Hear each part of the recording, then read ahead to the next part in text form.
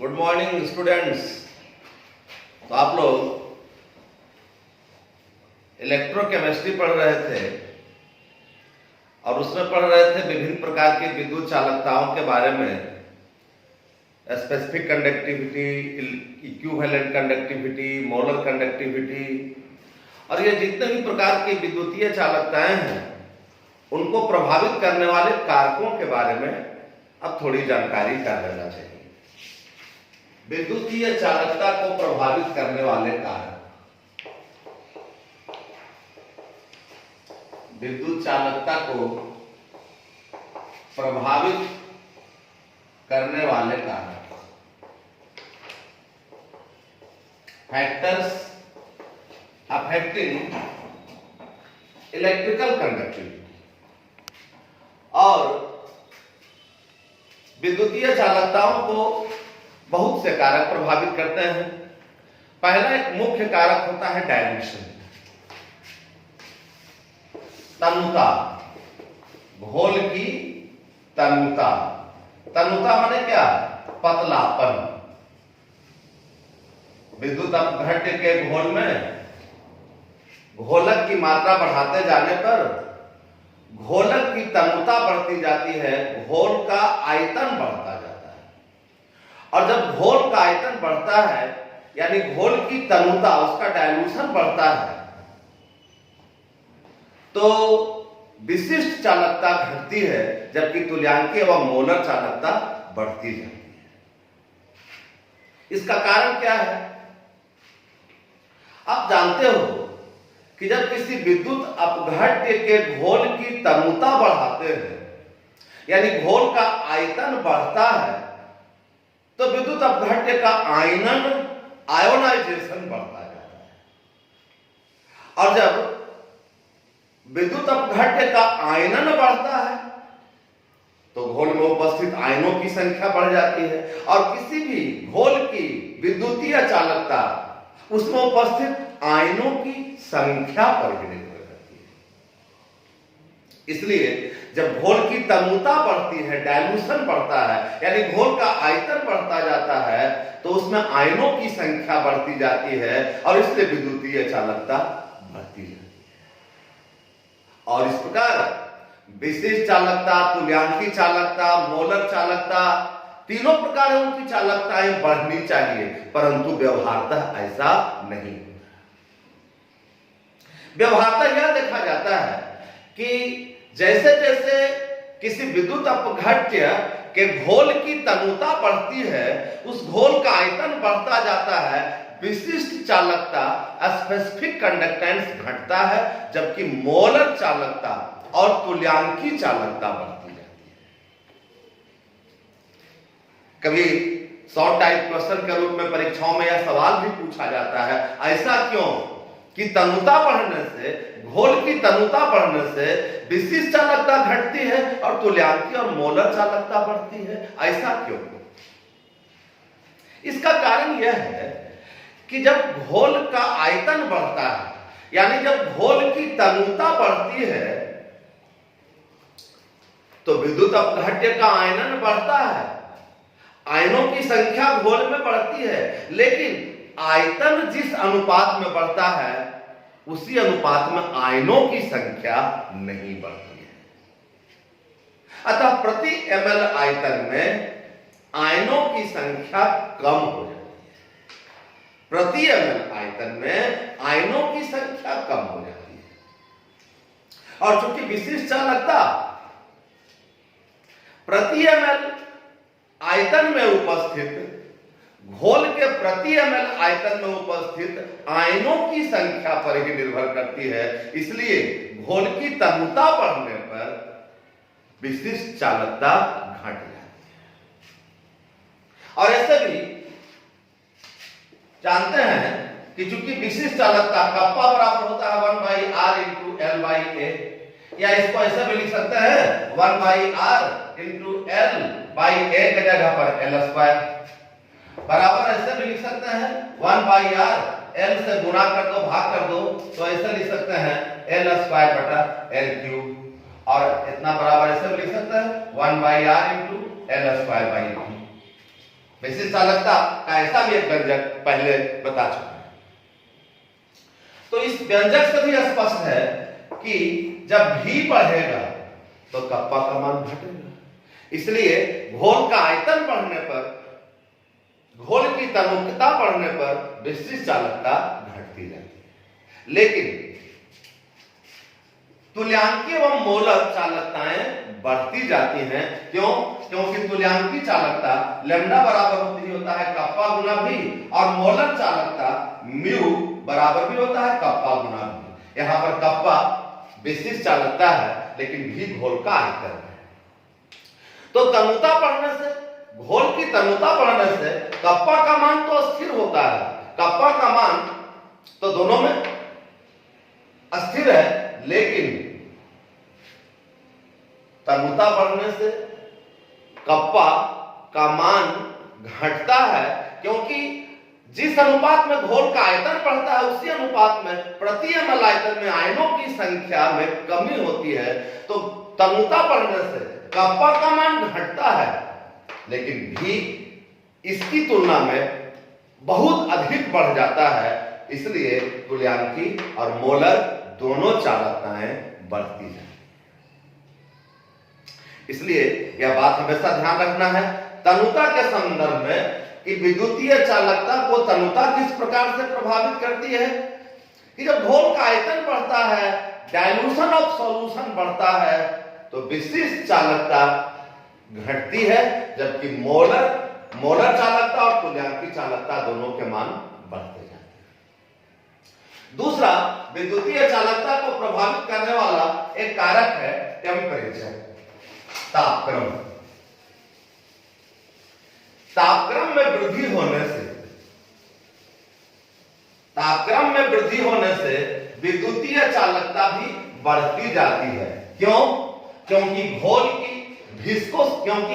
की विस्कोसिटी, घोलक का श्यानता और आयनों के जलांशन घटते जाते हैं। ध्यान रखना है। दूसरा point, temperature also affects the electrical conductivity of A solution. Temperature बढ़ने से, और नोट कर सकते हैं, टेम्परेचर बढ़ने से विद्युतीय चालकता बढ़ती है। क्यों? क्योंकि घोलक की श्यानता, विस्कोसिटी ऑफ सॉल्वेंट एवं आयनों के जलांशन, सॉल्वेशन ऑफ आयन में कमी आ जाती है। तीसरा पॉइंट, प्रेशर कह सकते हो विद्युतीय चालकता को प्रभावित करने वाला एक कारक कौन है? प्रेशर है। ध्यान रखना, प्रेशर का भी काफी प्रभाव पड़ता है विद्युतीय चालकता पर, लेकिन यह विद्युतीय चालकता दाब में परिवर्तनशीलता के कारण आयनों के आकार में परिवर्तनशीलता पर भी विद्युतीय चालकता का मान बढ़ता या घटता रहता है। इस पॉइंट को भी नोट कर लेना चाहिए कि दाब के कारण कंडक्टिविटी, चालकता में होने वाली परिवर्तनशीलता आयनों के साइज और उसके शेप पर निर्भर करती है। चौथा पॉइंट है, विद्युतीय चालकता को प्रभावित करने वाला एक और फैक्टर है डाई इलेक्ट्रिक कांस्टेंट, परावैद्युत स्थिरांक। परावैद्युत स्थिरांक को अंग्रेजी में कहते हैं डाई इलेक्ट्रिक कांस्टेंट। ध्यान देना, माध्यम का डाई इलेक्ट्रिक कांस्टेंट, माध्यम का परावैद्युत स्थिरांक जितना ही अधिक होता है, विद्युत अपघट्य का आयनन उतना ही अधिक होता है। और विद्युत अपघट्य का आयनन अधिक होने पर मोलर चालकता और तुल्यांकी चालकता दोनों के मान बढ़ते हैं। एक पॉइंट नोट कर लेना चाहिए, high is the dielectric constant of medium. माध्यम का परावैद्युत स्थिरांक जितना ही अधिक होता है, विद्युत अपघट्य का आयनन भी उतना ही अधिक होता है। और जब विद्युत अपघट्य का आयनन अधिक होगा, डाइलेक्ट्रिक कांस्टेंट माध्यम का अधिक होगा, तो इक्विवेलेंट कंडक्टेंस और मोलर कंडक्टेंस दोनों बढ़ते हैं, यद्यपि विशिष्ट चालकता घट जाती है। नेक्स्ट पॉइंट है विस्कोसिटी, श्यानता। विद्युतीय चालकता को प्रभावित करने वाला एक और फैक्टर है विस्कोसिटी, श्यानता। ध्यान देना, वाल्डेन नाम के एक वैज्ञानिक हैं। वाल्डेन महोदय ने बतलाया कि किसी भी विद्युत अपघट्य की श्यानता एवं इनफाइनाइट डायल्यूशन पर तुल्यांकी चालकता का गुणनफल हमेशा अस्थिर होता है। ईटा यह विस्कोसिटी का संकेत है और यह लैम्डा इनफाइनाइट अनंत तनुता पर तुल्यांकी चालकता है। यह अनंत तनुता पर, जैसे डायल्यूशन बढ़ाते हैं तो इलेक्ट्रोलाइट का आयनीकरण बढ़ता जाता है और इस प्रकार डायल्यूशन बढ़ाते जाने पर एक समय ऐसा भी आता है जब घोल में अब आयनों की संख्या में कोई बदलाव नहीं होता और आयनों की संख्या मैक्सिमा तक पहुंच जाती है। अब उससे अधिक आयनों की संख्या में कोई वृद्धि नहीं होती, तो उस डायल्यूशन पर पहुंचे हुए घोल को अनंत तनुता वाला घोल कहा जाता है। सॉल्यूशन एट इनफाइनाइट डायल्यूशन कहते हैं और उस इनफाइनाइट डायल्यूशन पर तुल्यांकी चालकता को लैम्डा इनफाइनाइट से सूचित किया जाता है। अनंत तनु घोल की तुल्यांकी चालकता और श्यानता का गुणनफल हमेशा अस्थिर होता है, मतलब श्यानता का मान अधिक होने पर तुल्यांकी चालकता घट जाती है और श्यानता का मान कम हो जाने पर तुल्यांकी चालकता एट इनफाइनाइट डायल्यूशन का मान बढ़ जाता है। क्यों? क्योंकि दोनों का गुणनफल हमेशा अस्थिर होता है। एक बढ़ेगा दूसरा का मान घटेगा, या एक घटेगा दूसरा का मान कमेगा, ताकि दोनों का गुणनफल सदैव अस्थिर रहे। और इनफाइनाइट डायल्यूशन पर किसी भी विद्युत अपघट्य की तुल्यांकी चालकता एवं एक निश्चित आयतन वाले घोल की तुल्यांकी चालकताओं के बीच भी एक संबंध होता है, उसे भी ध्यान देकर के थोड़े से समय में समझ। एक रिलेशन कभी कभी पूछा जाता है, what is the relationship between lambda V and lambda infinite, lambda V and lambda infinite। या कभी कभी पूछा जाता है इसी के बारे में कि व्हाट इज कंडक्टेंस रेशियो, चालकता अनुपात से आप क्या समझते हैं? कंडक्टेंस रेशियो क्या है? दोनों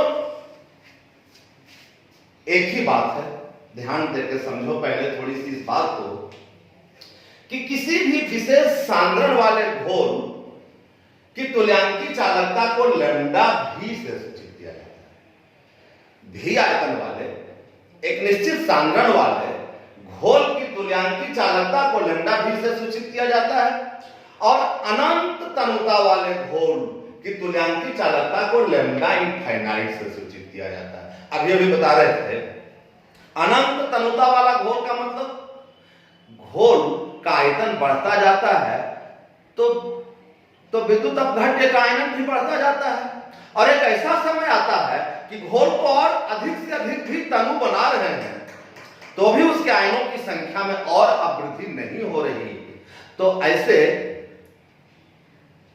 घोल को अनंत तनुता वाला घोल कहते हैं, जिसे लैम्डा इनफाइनाइट से सूचित किया जाता है और लैम्डा भी एक विशेष सांद्रण वाले घोल की तुल्यांकी चालकता है।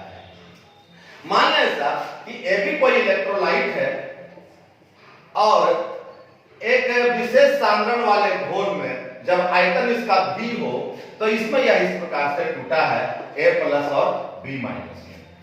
अब आयतन V आयतन में घोल का जब V आयतन हो, एक विशेष सांद्रण का घोल हो, तो उसमें यदि विद्युत अपघट्य के विघटन की मात्रा, डिग्री ऑफ आयोनाइजेशन या degree of dissociation of an electrolyte को यदि अल्फा माना जाए, तो ऐसे हम लोग कह सकते हैं कि यदि यह अल्फा % डिसोसिएट हो गया है शुरू में, ऐसे इसकी मात्रा यदि 1 मोल हो और समय नहीं बीता होगा तब तो इसका आयोनाइजेशन नहीं होगा।